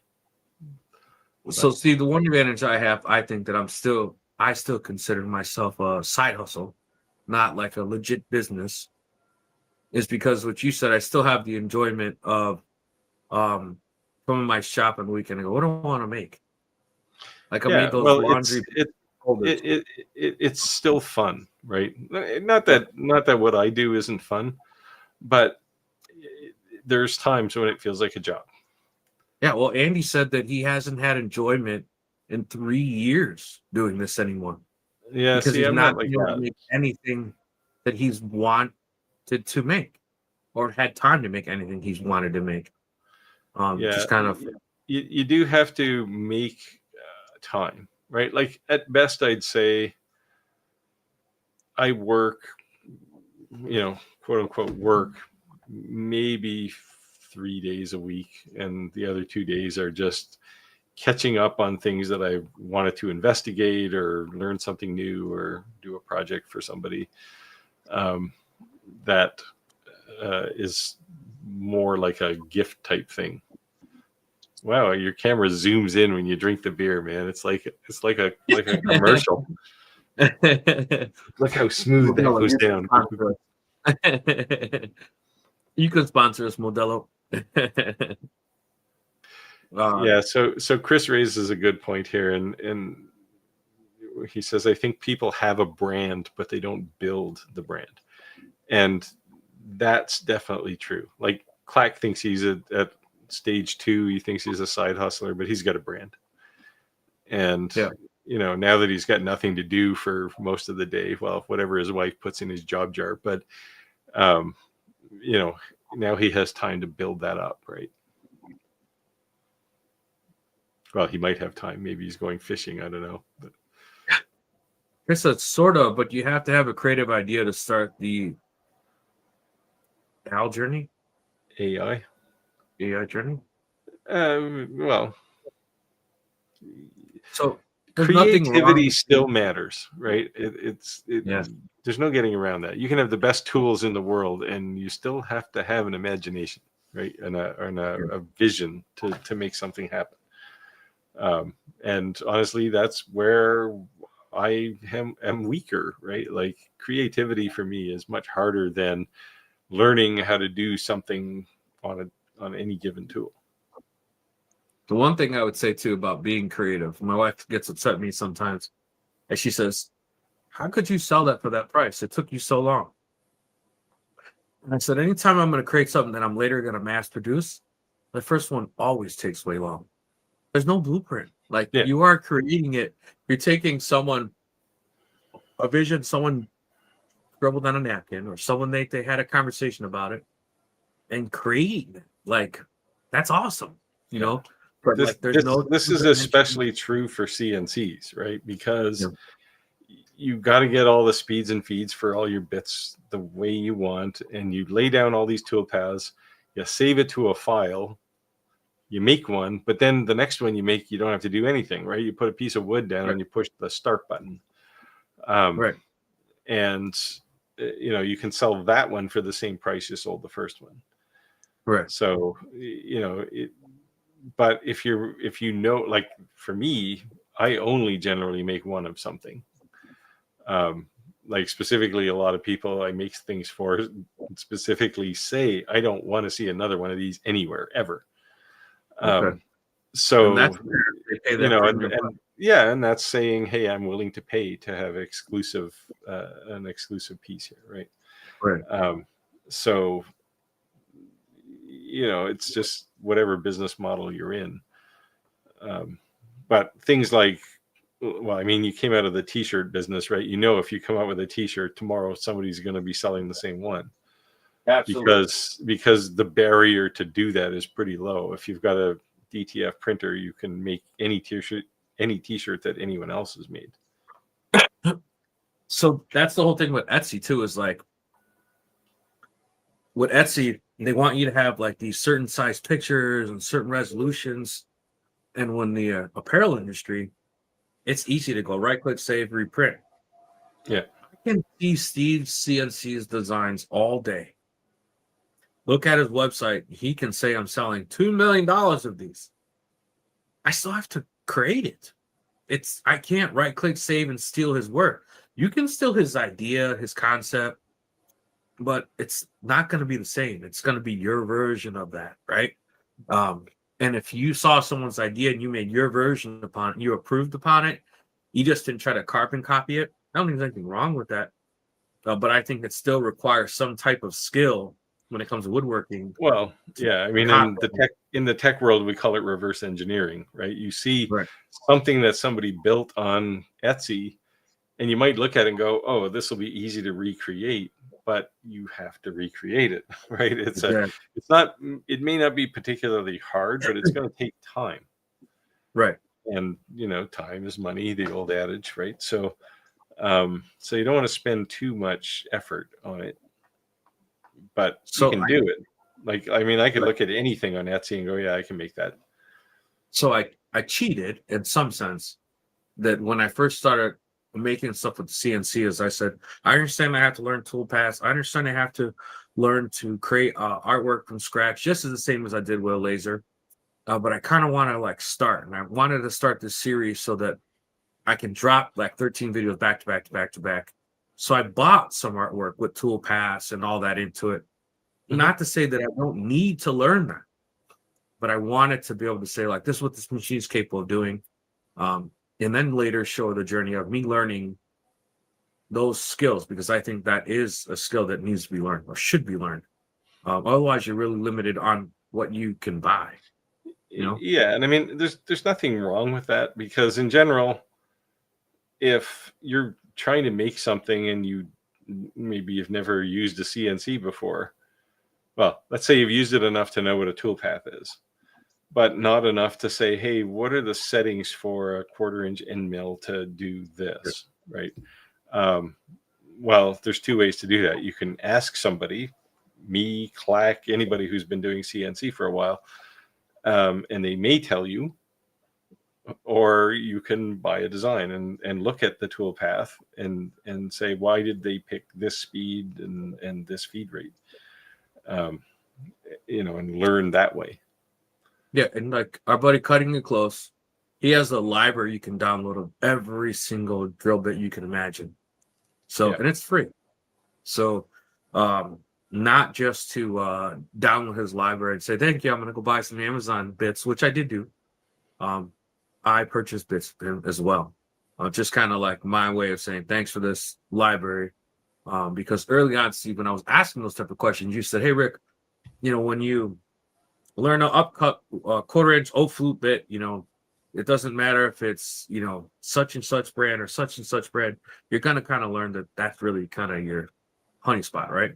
Yeah. But a tool library is a great place to start. So I know that there was a great effort in creating that file, and because he had that downloadable, and his bits are not cheap.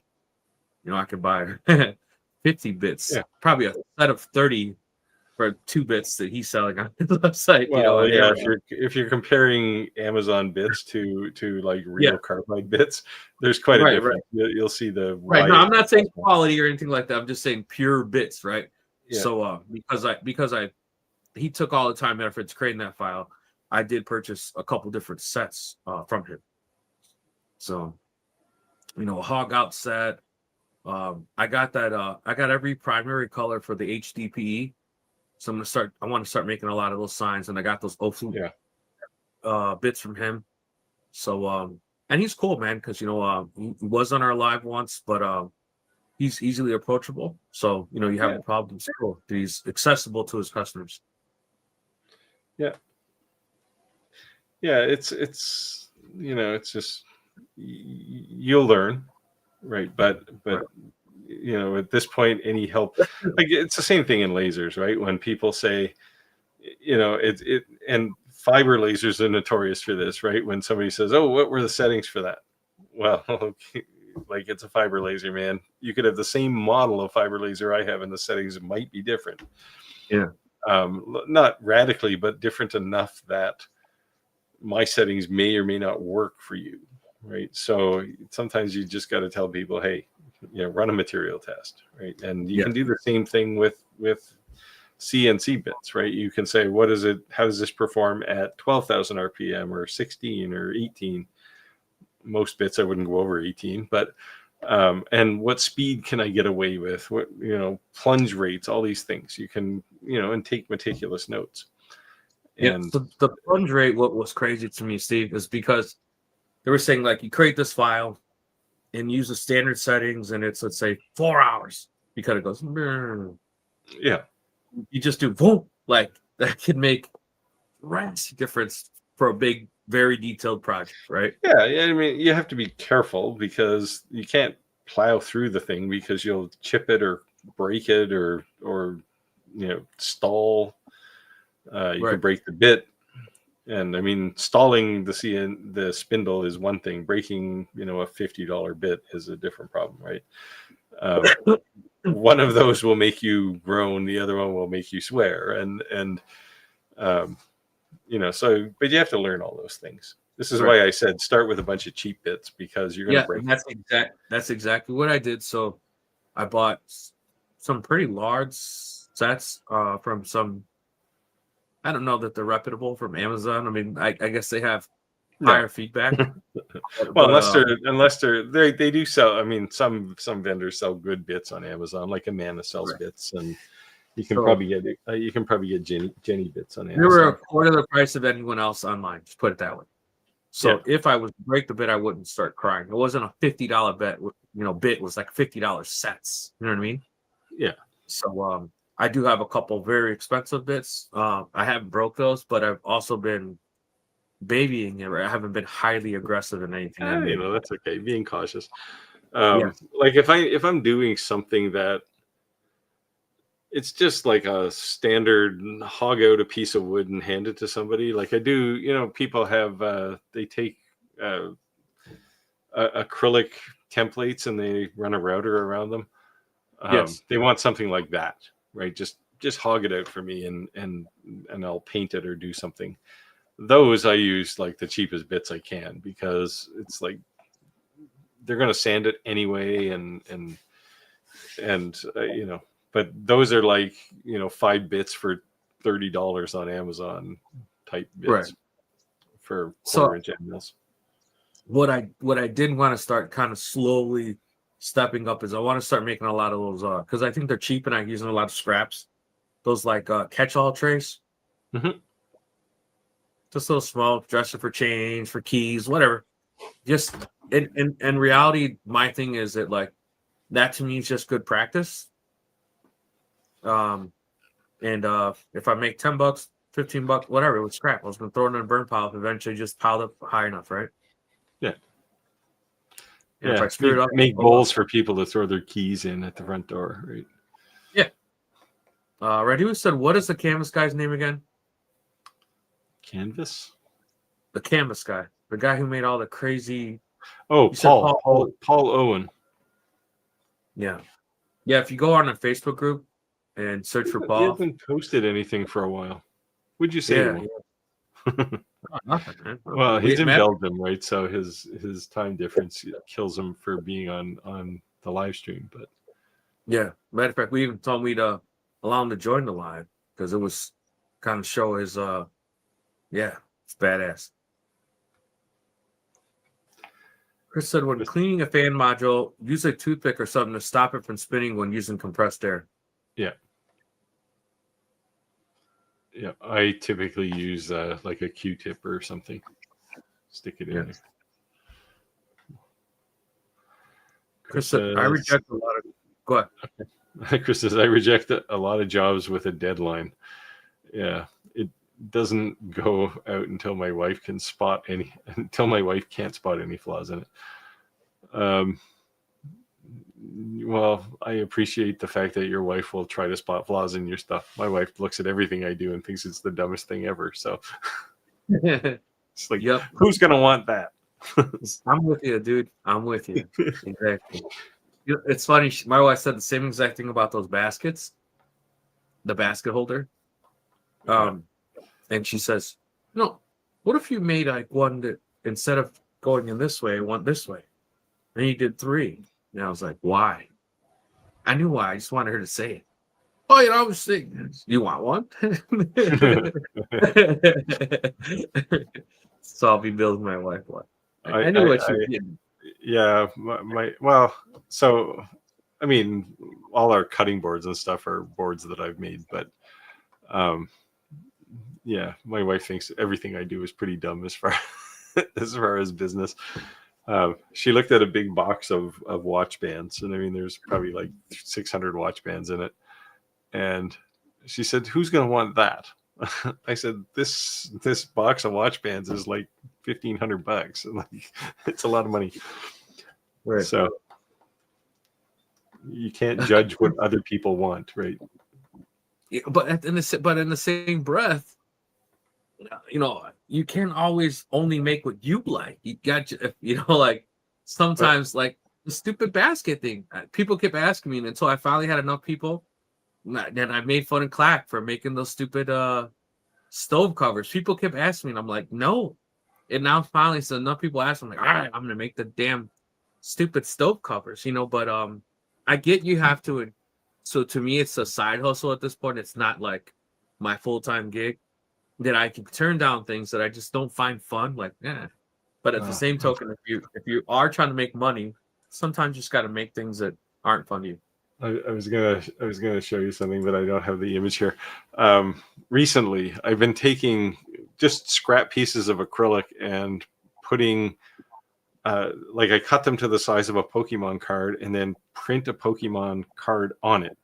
But I use the E1 and it's 3D, right? Like you get a textured feel.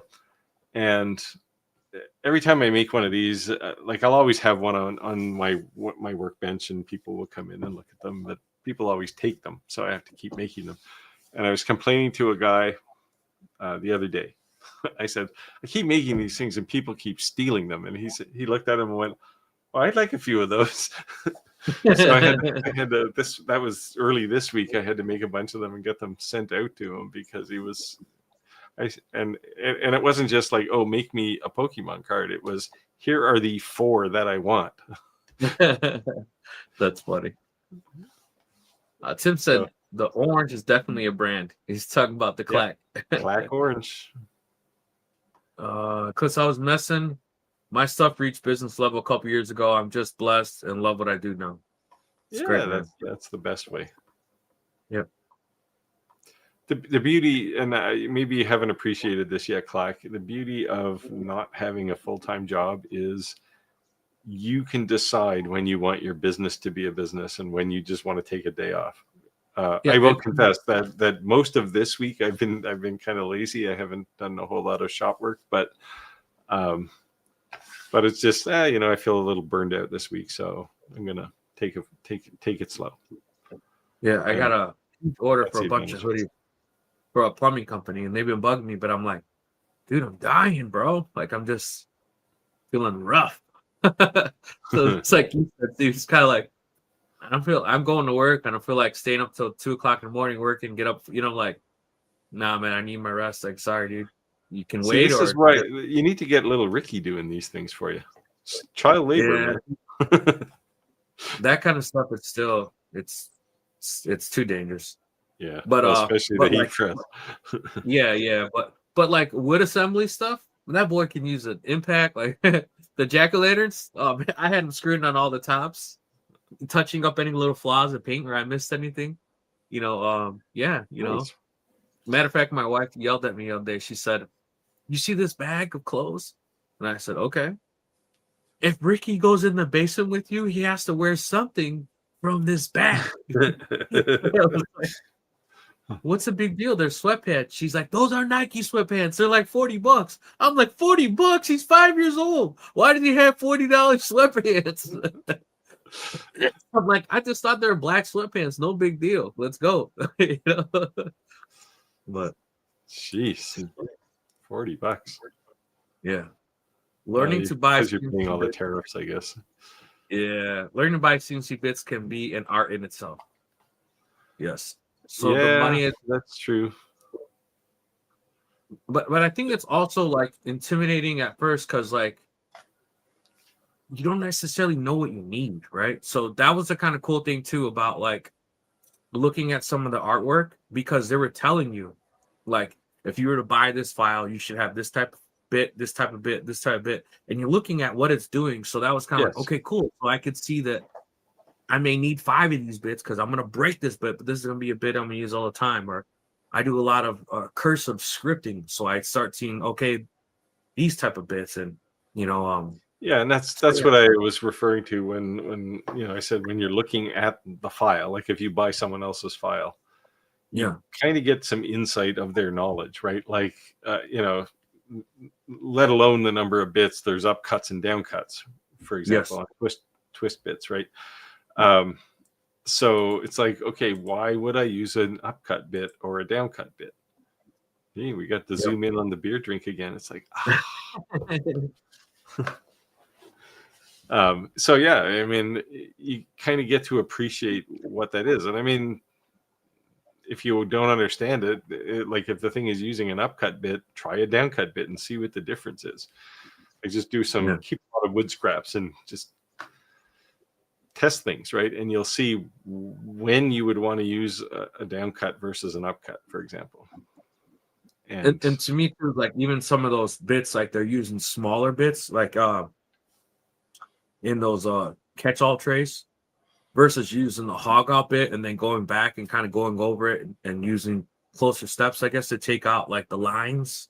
Yeah, that hog out bit, man, is like, talk about save time. You know what I mean? But yeah, well, that's the thing, right? But whoever made the design either didn't have that bit or assumed that whoever was going to use this design isn't going to have one of those. Right.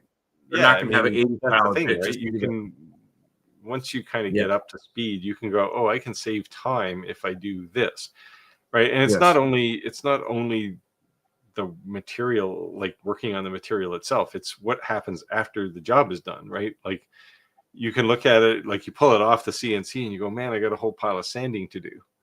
Well, there's Yes. ways on the CNC to save time, right? You can do one last. So when you engrave or when you hog something out, you can say make it a millimeter bigger, and then on the last pass, cut it down to size, and then it does one pass, so you don't get all these weird lines and stuff on it, and you have Right. almost no sanding to do, right? So that saves you, another 25 minutes probably when you're done CNC. Yeah. So there's lots of tricks, and you kind of get to know those things after a while. Yeah. So those are some of the tricks I'm starting to learn. And like I said, I've just been really unaggressive just because I don't have a large amount of bits, and I think I'm tapped out. I'm tapped out right now. You're living on salt and pepper sandwiches yet? If I'm not, then done you with got that. money for bits. I need to start making some more sawdust before I start buying some more stuff. Put it that way. Yeah. But I set a budget within myself to be realistic. Yeah, well, that's a good plan. Yeah. Dave said I can create monograms on a CNC that look pretty good until I take out a paintbrush. Yeah. So there's ways to do this too. So if you use the Aura film, whatever it's called, the blue stuff, put that on first, cut your monogram, and then paint it right away, and then peel the thing off. You'll have perfect painted monograms. So I do that a lot on the CNC with masking tape. So on the laser. So when I got the CNC, I bought that film. Yeah. I kept seeing it in videos. Matter of fact, one of our subscribers actually is the one who told me the name. So I went and bought it. It's Aura something or other. Yeah. Yeah. So Tim said, Rick, I'm at the exact spot you are in with CNC. I'm still learning software and bits, and you're talking about the library that James did. Yep. Yep. So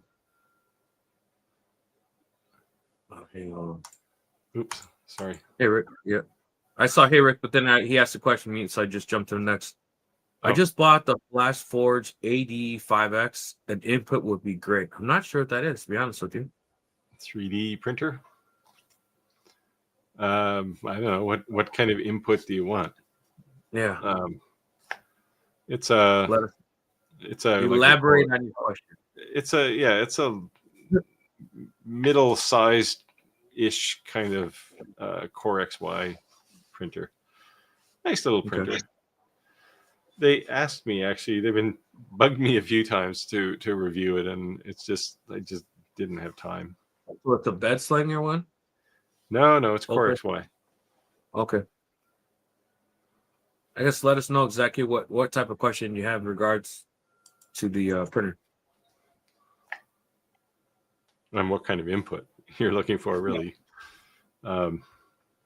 Chris says, there's an idea, a material test for CNC bits. Yeah, you can make one. Like make a cut pattern and I mean, if you got a bunch of V bits, you'll see quite a difference if you're using like the V carve toolpath in Vectric.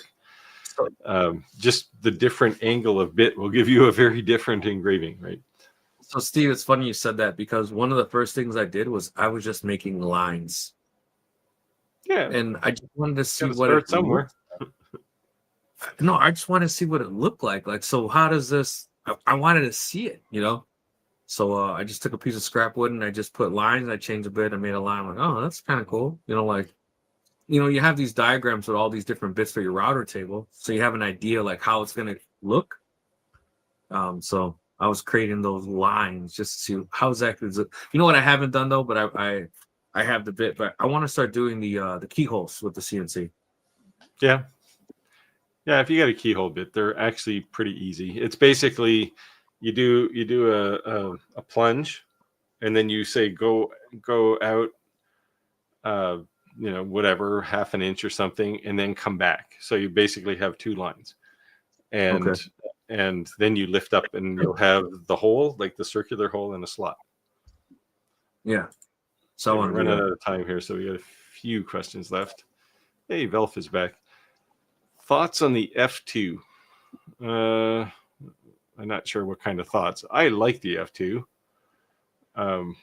It's probably not something that's good for me because I'm pretty much attached to my shop, but for people who are at craft markets or doing any kind of personalization, or quite often I have needed something like this because customers will say, hey, can you show me something, right? Like if it's somebody who makes cupboards for a living, they're not going to bring a cupboard to you, right?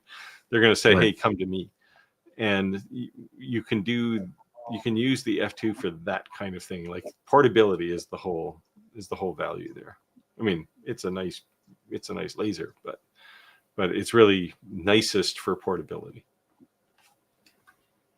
Yeah, so he's debating if he wants to get that laser. That's why I was asking. Chris said it's not about what you want, it's what the customer wants. Then decide if you want to make it. Yeah, I mean, is it worth your time? Yep. Well, I mean, you can stand on your principles too, right? And say, well, I don't make what you're asking for. Yeah. I mean, I generally don't. Yeah, or a mess. That's it. I generally don't judge what people want. If they want something, I don't care if I like it or not. It's not my concern, right? It doesn't have to hang on my wall. But some people will say, well, I don't do X, and I don't know. It just the flip side of that coin is I make a lot of religious stuff. And early on when I was in the apparel, doing a lot of apparel Christian shirts, people would report my store. And because they report it, Facebook would shut it down. They do an investigation. There was clearly nothing wrong. There was nothing offensive at all. And they would just reopen my store. But the point was that they were just getting shut down constantly. So even though you may not think what you're making is offensive, just know that you may have people aggressive. That's also why I don't make anything I'm not a Trump fan by any means, but I don't make anything saying anti-Trump or Trump, type of things, because that's gonna put that on me. I mean, I'll take the lashings for the Christian stuff because, I believe in that. That's part of my faith. But the politics, I just stay out of it, even though I may have my own opinion on it, because I don't need the effects of my business. Yeah, I mean, I generally stay away from politics too much. I've done a couple of T-shirts for myself that were politically motivated, but not to the point of being offensive to anybody, I don't think. But the only thing I am going to be making soon, and I think it's funny, is I'm making a challenge coin with Trump on one side and Obama on the other side. Trump on the other side, because I say the family gatherings are coming, Christmas, Thanksgiving, all. You always have one relative that just can't let go politics. Just can't let it go. Shouldn't even bring it up, right? So we had this coin. You're like, look, man, hit your shot, flip. All right, you won, you lost, but it's over. I just thought it was funny because we all know that person, right? I have a couple people in my family that are that way. So they're both on both sides. So whether you're that's when you just throw something into throw a comment down and let them duke it out, right? Just to sit there and drink your beer. Poke in the eye. Yeah, so Rado's pointing out that Vintari did a video on the Flash Forge. Oh, sorry. Which is correct. He did. Yeah, it's a little small actually, but it's an interesting little 3D printer. I mean, 3D printers in general are all pretty good now, right? Well, I'll say most of them are pretty good. There's still some that are, have the edge. Like definitely Bamboo spent a lot of time making sure their print quality was good. Creality, you get decent quality. It's almost as good, but the printers are quite a bit cheaper. Anyone has any Creality questions for CD for a 3D printer, just make sure you send Roger an email. He offers free tech support, and I can also give you for Creality. Only for Crowley, you're allowed to call him in 24 hours a day. Yeah, so Chris says the toolpath for keyholes is a very narrow rectangle. Basically, it is. It's like a line out and back, right? And it ends up being a rectangle because you can't. It's difficult to cut just a line. Yeah, just to me, like you make something, and you hand it to them, and they don't have a way of hanging it. Even though they're like impressed with like what you made them, it's kind of like, they got to go to Hobby Lobby, they got to go Home Depot, they got to buy something. So if you have a way for them to hang it so they bring it home, it's just so much better. So keyholes is one thing that I actually like the CNC for better. The first time I did a keyhole, I thought, I'm not going to set it up on my CNC. I'll just do it by hand. Yoink! like you're using a trim router with a thing that's basically designed to grab everything, right? And it's like, yeah, okay, I'll just use a CNC for this now. Yeah, so that's my next thing to learn. So, yeah, cool. It's pretty simple. It's just as Chris says, just like draw a rectangle that's maybe the two sides are, I don't know, 0.5 millimeter apart or something. Or as big, make the rectangle as big as, so your slot is as big as the screw you're trying to put in there. Yeah, the head of the screw. Yeah. Yeah. I usually make everything so that drywall screws work in it. There you go. Yeah, that's exactly what I do. Of course, everyone uses drywall screws, right? Yep. That's exactly what I do. Yeah. Andy said recently did a head-to-head test of 10 different companies' bits, and it's very informative. And I saw that yesterday. Yeah. I didn't watch it. I saw it on my feed though. Did you watch it? Yeah. Yeah, it was good. I didn't get a chance to watch it, but I did see it come on my feed. Uh-oh. Chris is saying, yeah, isn't a Canada is not for sale shirt offensive to Chester Trump? I don't get into the whole politics thing. It might be. I don't know. I mean, it's not his country to own, so. Although we have a king, so what are you gonna do? Yeah. Well, I don't know. I had to defend you a little bit, Steve. The older I get, the less I understand global politics. It's like, why do these people do what they do, right? Radu said, when I was trying a 3D print a bunch of pumpkins, but everyone was out of orange, wondering where it all went. Well, it's the season. Everyone's ordering orange. Maybe that orange paint? Yeah.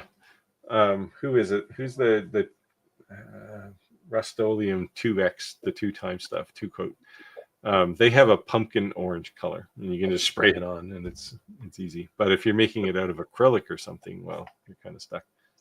I had made orange stain, and I tell you, that was not easy.